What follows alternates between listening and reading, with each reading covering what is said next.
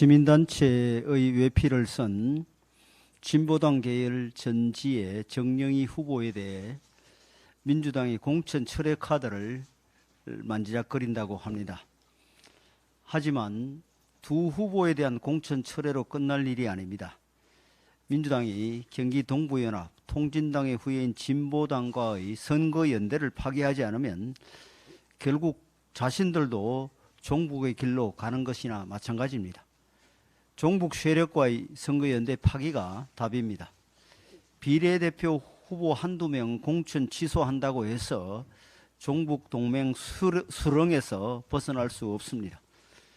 이재명 민주당은 종북 세력의 한미동맹 파기, 주한미군 철수, 상속 세율 90% 등 극단적인 주장에 동의하는 것입니까? 그렇지 않다면 당장 종북 동맹을 끊어야 합니다. 한미연합훈련 반대, 사드 배치 반대 시위에 연관된 인사들을 공천 취소하겠다고 하는데 그렇다면 진보당과의 선거연대 자체를 거부를 해야 합니다.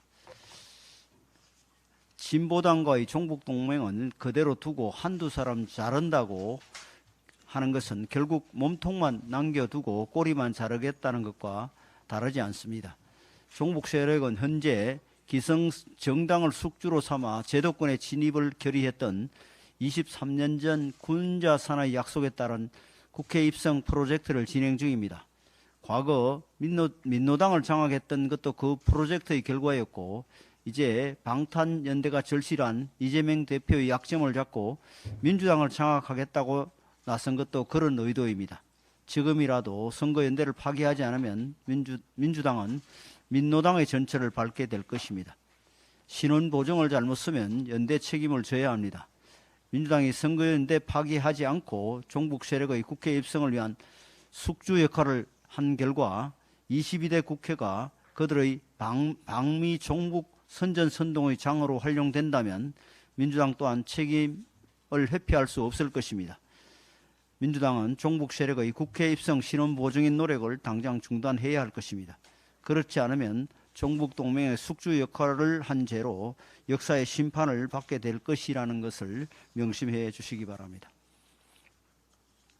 민주당의 비명형사 공천이 박용진 의원의 경선 탈락으로 대미를 장식했습니다. 이재명 대표는 당대표 경선을 치를 때 공정하고 민주적인 당 운영을 위해 박용진 후보도 공천 걱정하지 않는 당을 만들겠다고 말씀한 바 있습니다. 이제 보니 박용진 의원도 속았고 민주당원도 속았고 국민도 속았습니다. 강경 지지 세력의 압력에 굴하지 않고 합리적인 목소리를 내온 박용진 의원이 감점을 받은 끝에 경선에 탈락한 사실은 민주당의 공천이 친명 패권 공천 그 자체임을 증명합니다. 더불어민주당과 방탄동맹을 맺은 조국혁신당의 공천 상황도 다르지 않습니다. 오로지 대통령에 대한 그릇된 복수심을 품고 정치에 나선 것으로 보이는 조국 대표는 어제 비례대표 출마를 공식화했습니다. 비례대표 후보 선정과 관련 사무를 일체 보고하지 말라고 지시했다고 밝혔으나 그런 가시적인 지시가 유효할 것이라고 믿는 국민은 아무도 없을 것입니다. 국민들은 조국 대표 외에도 수사나 재판을 받는 인물들이 모여든 조국혁신당이 피고인 집합체가 되어가고 있는데 심각한 우려를 표하고 있습니다. 국민 앞에서 한 약속마저 쉽게 뒤집는 민주당과 범죄 연루자들로 구성된 조국혁신당의 공천 상황은 여론과 윤리된 귀털막 공천의 진수를 보여줍니다. 정당이 국민의 올바른 충고에 길을 막으면 국민들께서 회초리를 들어 귀를 막던 손을 내리게 하는 수밖에 없습니다. 이번 총선에 강성 지지층만을 믿고 민심 위에 오만하게 군림하려는 정당이 어떤 말로를 겪는지 국민 여러분들께서 똑똑히 보여주시길 바랍니다. 어제 금융감독원이 홍콩 H주스 ELS 사태에 대한 검사 결과 및 배상 기준안을 발표했습니다. 우려한 대로 은행의 금융윤리에 심각한 문제가 있다는 것이 확인되었습니다. 불완전 판매가 일부 개별 은행뿐만 아니라 대다수 은행에서 구조적으로 발생한 것입니다. 한 은행에서는 직원이 고객 대신에 주요 서류를 모두 작성해 서명하고 판매 과정 녹취도 타 직원이 고객 역할을 대신했습니다. 또 다른 은행에서는 배우자 대신 방문한 고객이 가져온 가족관계 증명서의 발급 일자를 직원이 변조하기도 했습니다. 직원들이 이런 유법적인 판매에 나선 배경에는 인사고과를 이용한 은행의 전반적인 압력이 있었다는 사실도 확인되었습니다. 이 사태에 대해 은행이 책임을 피할 수 없는 분명한 이유입니다. 금융감독원이 발표한 배상 기준안에 대해서도 여러 이야기가 나오고 있습니다. 물론 자유시장 경제에서 투자는 개인의 책임입니다. 그러나 그 과정에서 위법 행위가 발생했다면 국가가 나서서 국민을 보호하지 않을 수 없습니다. 금융감독원의 배상 기준안은 은행의 기책 사유만이 아니라 투자자의 투자 지식 수준까지 고려해 차등적으로 설계되었습니다.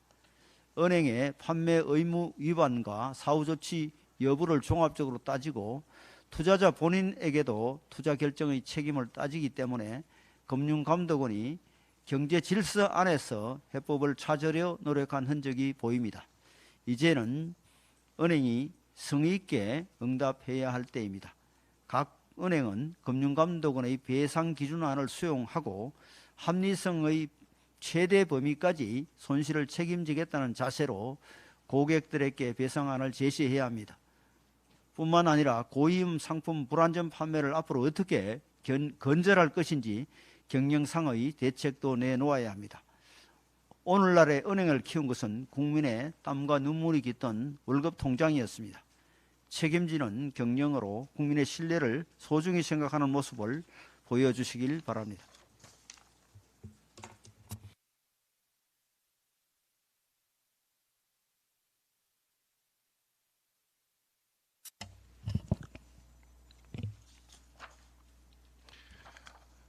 통계청 2월 소비자 물가 지수에 따르면 같은 상품이더라도 대형 마트 등 소매 유통업체의 판매 가격은 하락한 반면에 외식업체의 판매 가격은 상승하고 있는 것으로 나타났습니다. 국민 외식 메뉴인 삼겹살과 소주를 보면 돼지고기 마트 가격은 0.1% 하락했는데 외식업체에서는 2.4% 상승한 것으로 나타났습니다. 소주 역시 마트에서는 1.1% 하락했지만 외식업체에서는 3.9% 상승하였습니다. 이는 외식 물가 상승의 원인이 재료비가 아니라 인건비 상승 등 다른 원인 때문이라고 하는 결과로 해석이 될 수 있습니다. 실제로 한 외식업계 관계자 언론 인터뷰를 보면 외식업계의 구인난 심화로 종업원 인건비가 계속 오르면서 경영 부담이 커지고 있다. 이렇게 답변한 내용이 있습니다.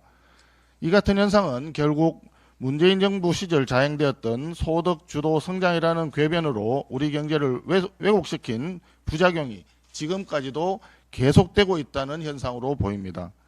문재인 정권과 민주당은 2017년에 6,470원이었던 최저임금을 단기간에 급격하게 증가시켜서 2022년도에는 9,160원까지 무려 41.5%까지 증가시키는 무리한 인상을 단행한 바 있습니다. 그 결과에 따라 소상공인과 자영업자의 임금 부담은 늘고 소비자의 부담은 증가하는 역효과가 아직도 나타나고 있다는 것입니다. 또한 임금 부담 증가로 인하여 무인화 점포가 늘어나고 있어 장기적으로 보면 일자리 감소 우려마저도 있는 상황입니다. 민주당 정권이 자행한 최저임금 인상 등 소득 주도 성장의 결과는 잘못된 정책이 수년에 걸쳐서 지속적으로 국민을 어렵게 하고 민생의 고통을 가중시킬 수 있다는 것을 보여주는 단적인 사례라 할 것입니다. 그럼에도 불구하고 더불어민주당은 지금도 소상공인 총선 공약이라면서 대출 확대, 폐업 지원금 확대와 같은 현금 살포성 공약만 내세우고 있는 상황입니다.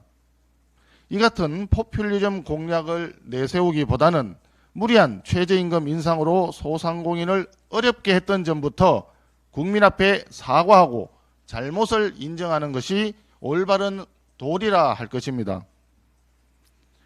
우리 국민의힘 공약개발본부에서는 경제 왜곡만 가중시키는 포퓰리즘성 공약이 아니라 소상공인 자영업자분들에게 실질적인 도움이 되는 정책들을 지금까지 국민들에게 배달해 왔다는 점을 다시 한번 말씀드립니다.